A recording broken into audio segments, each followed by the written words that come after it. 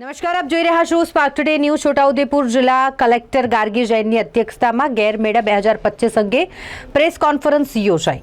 છોટાઉદેપુર જિલ્લાના કવાંટ ખાતે 16 માર્ચે ગેરમેળા 2025 અંગે જિલ્લા કલેક્ટર ગાર્ગી જૈનની અધ્યક્ષતામાં કલેક્ટર કચેરીના વીસી હોલ ખાતે પ્રેસ કોન્ફરન્સનું આયોજન કરવામાં આવ્યું। અહીં કવાંટ ખાતે વિશ્વવિખ્યાત ભાતીગળ ગેરનો મેળો યોજાય છે। મેળામાં ગુજરાત, મહારાષ્ટ્ર અને મધ્યપ્રદેશ સરહદી વિસ્તારના આદિવાસી ઘેરૈયા 5 દિવસ આકરા ઉપવાસ કરી ગેર ઉઘરાવે છે। ગેરમેળાનું મુખ્ય આકર્ષણ લોકવાદ્યોના તાલ પર તાલબદ્ધ ઘેરૈયા નૃત્ય કરતા ઘેરૈયા છે।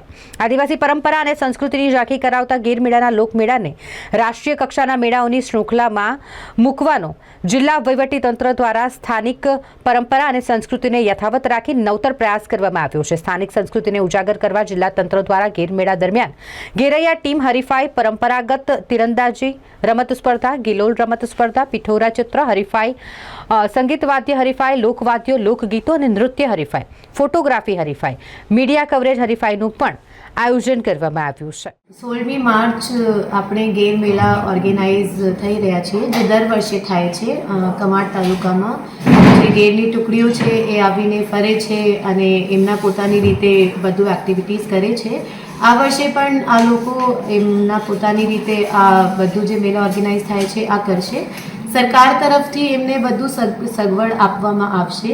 એના જે જુદા જુદા રીતિઓ છે આ બધા લોકોને ખબર પડશે। દાખલા તરીકે પિથોરા પેઇન્ટિંગ છે, એની વિધિઓ છે અને એમની જુદા જુદા જે ગેરની ટુકડીઓ પરફોર્મ કરે છે, જેવી રીતે વેશભૂષા પહેરીને આપશે, આ બધા આપણે નેશનલ સ્ટેજ ઉપર બધાને ખબર પડશે। એના માટે સારી રીતે અમે લોકો અહીંયાથી પ્રયત્ન કરીએ કે ડોક્યુમેન્ટેશન કરાવીને બધાને ઇન્ફોર્મેશન અપાવીએ। એના પછી એના માટે બધી સગવડ સરકાર તરફથી કરવામાં આવશે। ટ્રાફિકની કંઈ પ્રોબ્લેમ નહીં થાય, સાફ સફાઈની પ્રોબ્લેમ નહીં થાય, ટોયલેટની સુવિધા, આ બધું સુવિધાઓ કરવામાં આવશે। અને બહારથી જે લોકો જોવા માંગે છે અહીંયા આવીને એમના માટે પણ જુદા જુદા પોઈન્ટ ઉપર વ્યુઇંગ પોઈન્ટ તરીકે બધું ફેસિલિટીઝ આપવામાં આવશે। પાણીની સુવિધાઓ અને ફૂડ સ્ટોલની પણ સુવિધાઓ જુદા જુદા જગ્યા રાખવામાં આવી છે। અને પિથોરા પેઇન્ટિંગ માટે એક ડોમ અમે લોકો નક્કી કર્યા છે, જ્યાં લોકો આવીને જોઈ શકાય કે પિથોરા પેઇન્ટિંગ કેવી રીતે થાય છે।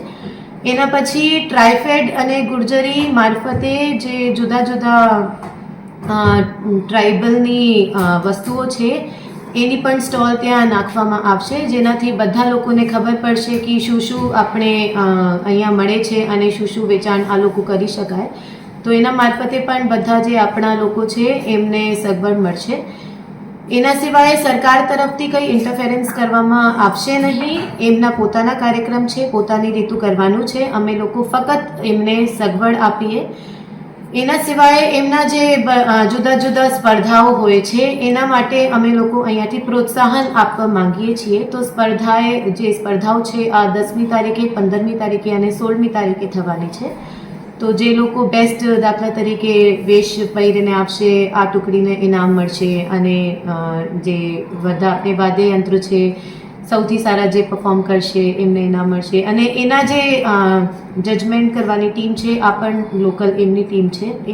એમાં મેં પણ અમારા તરફથી કંઈ ઇન્ટરફેરન્સ નથી। તો આ લોકો પોતાની રીતે જે ગેર મેળા દર વર્ષે કરે આ વર્ષે કરે અને અહીંયાથી અમે લોકો ઇન્ફ્લુએન્સ કે ઇન્ટરફેરન્સ કર્યા સિવાય બીજા બધા સગવડ આપીએ। Thank you.